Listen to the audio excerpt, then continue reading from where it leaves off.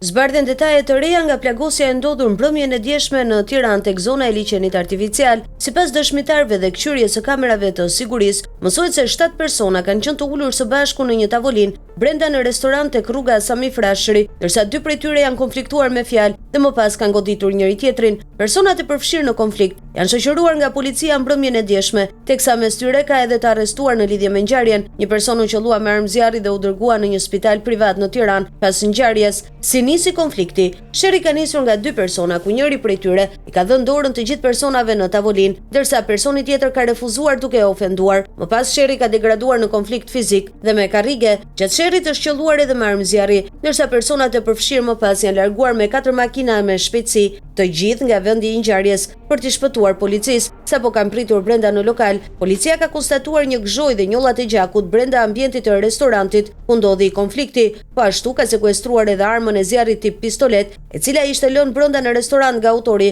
pasi dyshohet që gjatë përleshjes fizike i ka rënë në tokë. Arma është dërguar në laborator për t'u bërë ekspertiza për zbuluar ADN-n dhe shenjat e gishtave. Ndërkohë, nga të shtënat me armë është plagosur një person, i cili dyshohet se u transportua në një spital privat, ndërsa sipas informacioneve paraprake, mësohet se përplasja mes tyre ka ndodhur për parat me fajde. Deri më tani nuk ka asnjë informacion rreth identitetit dhe moshës së të plagosurit apo të personave të tjerë të pranishëm në vendngjarje, edhe pse kanë kaluar 12 orë nga ngjarja, policia ende nuk ka sjellë një njoftim zyrtar.